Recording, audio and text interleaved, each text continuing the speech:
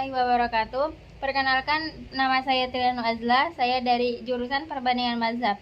Sini saya akan menjawab 5 soal untuk memenuhi UTS mata kuliah Ilmu Kalam. Yang pertama soalnya yaitu jelaskan pengertian ilmu kalam dan manfaat mempelajarinya. Jawabannya ialah ilmu kalam adalah cabang studi dalam ilmu agama Islam yang berkaitan dengan teologi atau pemahaman tentang keyakinan dan doktrin-doktrin Islam. Kata kalam dalam bahasa Arab berarti ucapan atau pernyataan, sehingga ilmu kalam secara harfiah berarti ilmu ucapan atau ilmu pernyataan. Ilmu kalam berusaha untuk menggunakan logika dan argumen rasional dalam memahami ajaran-ajaran agama dan menjelaskan keyakinan-keyakinan Islam. Manfaat mempelajari ilmu kalam yaitu yang pertama, menguatkan keyakinan, yang kedua, menghadapi tantangan pemikiran, dan yang ketiga, mendorong pemikiran kritis. Selanjutnya soal nomor 2, bagaimana analisa Anda tentang doktrin Khawarij dan Murji'ah tentang mukmin yang melakukan dosa besar? Jawabannya yaitu yang pertama, doktrin Khawarij. Khawarij meyakini bahwa mukmin yang melakukan dosa besar secara otomatis keluar dari agama Islam dan dianggap kafir. Mereka menganggap bahwa dosa besar merupakan tanda kekafiran dan bahwa pelaku dosa besar harus dihukum dengan hukuman mati. Analisa pandangan Khawarij ini dianggap sangat ekstrim oleh mayoritas ulama Islam. Pandangan mereka mengabaikan konsep taubat dan pengampunan Allah yang luas dalam Islam. Pemahaman mereka yang sempit tentang dosa besar dan menghukum tanpa mempertimbangkan faktor penyesalan dan taubat menunjukkan kurangnya pemahaman tentang rahmat dan keadilan Allah. Yang kedua, doktrin Murji'ah. Murji'ah meyakini bahwa iman seseorang tidak terpengaruh oleh perbuatan dosa besar dan status iman seseorang tetap terjaga meskipun mereka melakukan dosa besar. Mereka berpendapat bahwa hanya Allah yang berhak menentukan status iman seseorang di akhirat. Analisisnya, pandangan Murji'ah menekankan pentingnya rahmat dan pengampunan Allah. Mereka memandang bahwa penilaian akhirat sepenuhnya ada di tangan Allah dan bukan di tangan manusia. Soal yang ketiga, apa saja menurut Anda doktrin teologi Firqah Syiah dan menunjukkan kesesatannya? Jawabannya yaitu yang pertama, konsep Firqah Syiah meyakini konsep imamah, yaitu keyakinan bahwa pemimpin umat Islam harus dipilih oleh Allah dan ditunjuk secara langsung melalui keturunan Nabi Muhammad SAW. Hal ini berbeda dengan pandangan Sunni yang meyakini kepemimpinan umat Islam melalui pemilihan oleh umat. Yang kedua, kedudukan Ahlul Bait. Firqah Syiah memberikan perhatian khusus kepada Ahlul Bait, yaitu keluarga Nabi Muhammad SAW, terutama Ali bin Abi Thalib dan keturunannya. Mereka meyakini bahwa Ahlul Bait memiliki otoritas spiritual dan keilmuan yang lebih tinggi daripada orang lain. Yang ketiga yaitu praktik ziarah dan tawasul. Firqah Syiah memiliki praktek ziarah ke makam-makaman suci dan penggunaan tawasul, meminta syafaat kepada tokoh-tokoh suci seperti Ahlul Bait.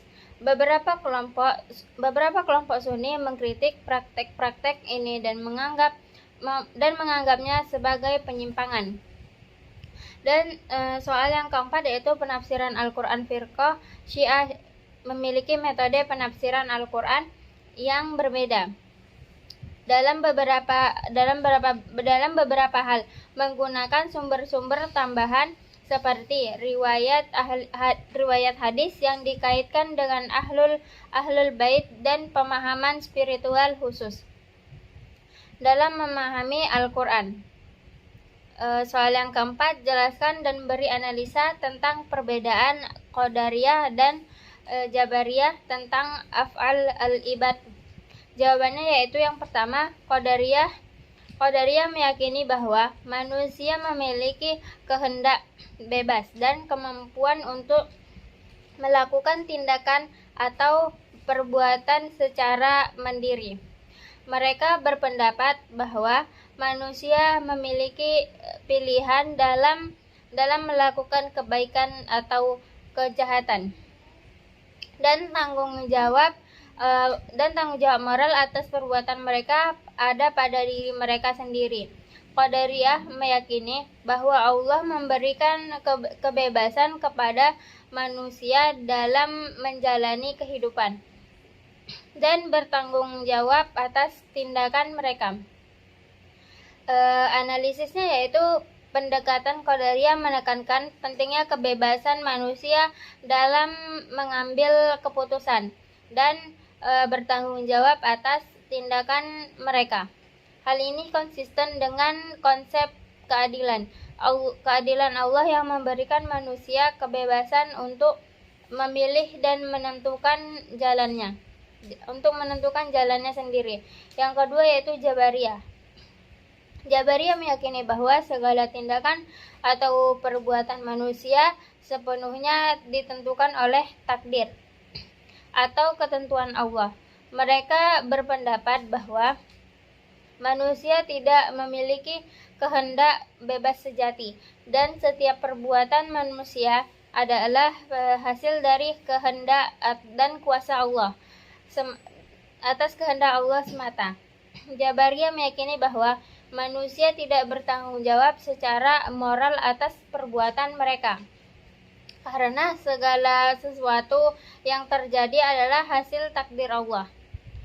Analisisnya yaitu pendekatan Jabariyah menekankan kekuasaan dan ketentuan absolut Allah dalam segala hal, termasuk tindakan manusia. Hal ini mengabaikan konsep tanggung jawab moral dan pilihan manusia. Soal yang kelima yaitu jelaskan doktrin firqah Mu'tazilah ahlul al-khamsah dan berikan analisa ringkas. Jawabannya yaitu Mu'tazilah mengembangkan doktrin yang dikenal sebagai al-usul al-khamsah, 5 prinsip dasar sebagai landasan keyakinan mereka. Yang pertama, tauhid ketuhanan yang murni. Mu'tazilah meyakini bahwa Allah adalah satu, tidak terbagi-bagi dalam sifat dan esensinya. Mereka menolak konsep inkarnasi atau atribut fisik bagi Allah. Mereka menekankan kesempurnaan dan kesucian Allah yang mutlak. Analisisnya itu prinsip tauhid merupakan prinsip fundamental dalam Islam yang dianut oleh berbagai aliran dan denominasi. Mu'tazilah menegaskan dan menekankan keesaan Allah dengan lebih tegas, menghindari atribut fisik atau inkarnasi yang bertentangan dengan pemahaman Islam tentang sifat-sifat Allah.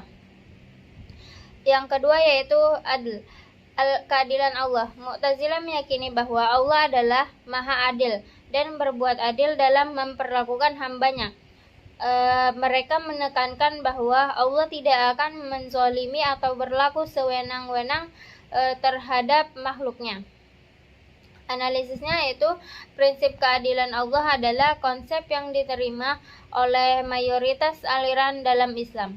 Mu'tazilah menegaskan pentingnya keadilan sebagai atribut utama Allah yang mengarah pada pemahaman bahwa perbuatan Allah selalu adil dan tidak ada ketidakadilan dalam hukuman atau pahalanya. Yang ketiga, wa'd dan wa'id, ancaman dan janji Allah. Mu'tazilah meyakini bahwa Allah memberikan ancaman dan janji yang nyata.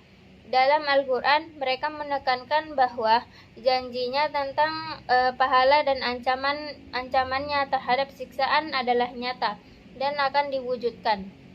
Analisisnya yaitu prinsip wa' dan wa'id menekankan pentingnya kepercayaan pada ancaman dan janji Allah dalam Al-Quran. Mu'tazilah menekankan bahwa Allah akan menepati janji dan ancamannya yang memberikan insentif bagi manusia untuk berpegang pada ajarannya dan menghindari dosa. Yang keempat yaitu manzilah bain al-manzilatain, kedudukan di antara dua kedudukan. Mu'tazilah meyakini bahwa orang berdosa yang melakukan dosa besar tetapi memiliki iman akan berada pada kedudukan antara mukmin dan kafir di akhirat. Mereka berpendapat bahwa orang-orang semacam itu akan mengalami siksaan dan kemudian dibawa masuk ke surga. Analisisnya yaitu prinsip manzilah bain al-manzilatain mencerminkan pandangan moderat Mu'tazilah tentang nasib orang berdosa besar dengan iman. Konsep ini mempertimbangkan kualitas iman seseorang dan menganggap bahwa dosa besar tidak secara otomatis menjadikan seseorang untuk tidak bisa masuk surga. Yang kelima, al-amr bin al-ma'ruf wa al-nahil al-munkar. Pokok ajaran ini sebenarnya dilakukan oleh setiap kelompok Islam. Namun yang membedakannya adalah mereka menggunakan kekerasan atau tidak ketika melaksanakannya. Pada dasarnya, kelompok Mu'tazilah berpendapat bahwa hal ini tidak harus dilakukan dengan kekerasan, melainkan hanya seruan.